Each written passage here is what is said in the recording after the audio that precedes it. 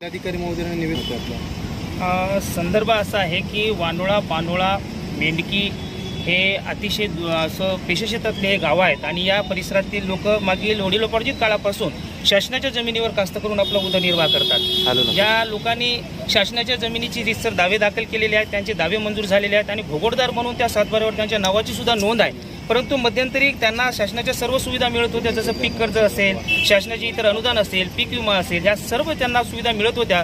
परंतु मध्यंतरीच्या काळानंतर 2018च्या नंतर शासनाने या सातबाऱ्यावरती ज्या काही नोंदी होत्या, सुरुवातीला शासनाने या सातबाऱ्यावर महाराष्ट्र शासन संरक्षित वने असा शब्दप्रयोग केला होता।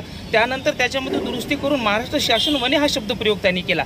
त्या कारणाने शासनाच्या या शेतकऱ्यांना बँक असेल, पीक विमा असेल, शासनाच्या कुठल्याही वैयक्तिक योजना असतील, म्हणजे जसे महाराष्ट्र ग्रामीण रोजगार हमी योजनेतून आपण शेतकऱ्यांना जे काही लाभ देतो, या सगळ्या लाभापासून शेतकऱ्यांना या योजनेमध्ये यांना म्हणजे याच्यातून डावण्यात आलेला आहे। कुठल्याही बँक यांना जवळ करायला तयार नाही, पीक विमा कंपनी यांचं पीक विमा भरून घ्यायला तयार नाही, म्हणून शेतकरी आज प्रत्येक गोष्टीपासून वंचित झालेला आहे। स्वतःचा पेरा असताना, स्वतः शेतकरी कास्त करत असताना शासनाच्या कुठल्याही योजना यांना मिळत नाही। काल 2023 मध्ये महाराष्ट्र शासनाने जे कापूस आणि सोयाबीनसाठी जे अनुदान मंजूर केलेलं आहे त्याची यादी प्रसिद्ध केलेली आहे। त्या यादीमध्ये सुद्धा या शेतकऱ्यांची नावं नाहीत, असं गंभीर यांचं एक दुःखद म्हणणं आहे की आम्हाला शासनाच्या या जेव्हा काही योजनापासून दूर ठेवण्यात आलेला आहे, या शासनाच्या योजनामध्ये आम्हाला समाविष्ट करण्यात यावं। आणि महत्त्वाचं म्हणजे आम्हाला नमुना नंबर 8 म्हणजे होल्डिंग जे महत्त्वाचा भाग आहे, हा महत्त्वाचा भाग सुद्धा शासनाने आमचा मंजूर करावा आणि शासनाच्या या सर्व योजनांचा लाभ आम्हाला मिळवून द्यावा, अशी यासाठी त्यांनी जिल्हाधिकारी महोदयांना निवेदन दिलेलं आहे आणि त्याची दखल शासनाने घ्यावी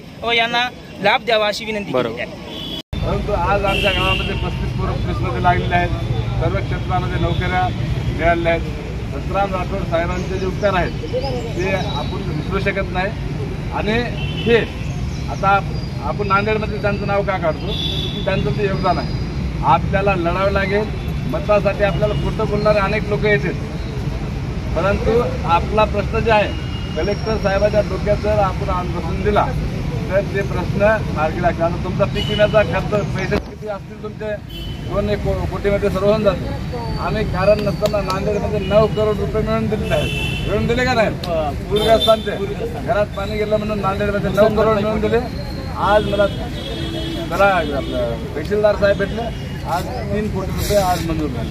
म्हणजे हे कशामुळे होते? आपल्या आंदोलनामुळे होते।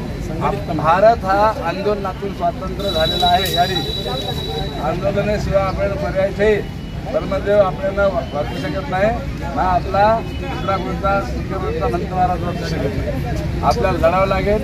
आपण सर्व तज्ञ कार्यकर्ते आहोत। आता तुम्ही ठरवायचं आहे, कारण आपली स्वतःची शेती वर्षानुवर्ष आपण करतो, तर त्या पद्धतीने आपण लढून मार्ग काढता येते का यासाठी प्रयत्न करावा असं माझी विनंती आहे। मंत्रालय जे आहे ते इथंच पाठवते, इथून आपल्या तलाट्याकडे देते आणि आपण जर दबाव योग्य पद्धतीने तयार केला, कलेक्टर साहेबांपुढे जर समजा आपण बसलो इथं 10-20 दिवस एवढा खाण्याची वैभव करता दिवस नाही महाराष्ट्राला यांचे अध्यक्ष आहेत, तर बसलो आपण यांना छत मारून निर्णय घ्यावा लागते। आणि हे बसणारे कोण लोक आहेत? हे बसणारे लोक आहेत, कलेक्टरला माहीत आहे, या लोकांनी सत्ता ज्याच्या हातात आहेत त्या लोकांना मतदान केलं। शेवटी मुद्दा येतो मतदानावर। आता 23 तारखेला किसान जन आंदोलन भारत नावाची नवीन संघटना आम्ही मित्रांनी काढली। त्या किसान जन आंदोलनाच्या माध्यमातून, त्या संघटनेच्या माध्यमातून अशा सुटलेल्या सर्व शेतकऱ्यांच्या ज्या घेऊन आपण 23 तारखेला इथे मोर्चा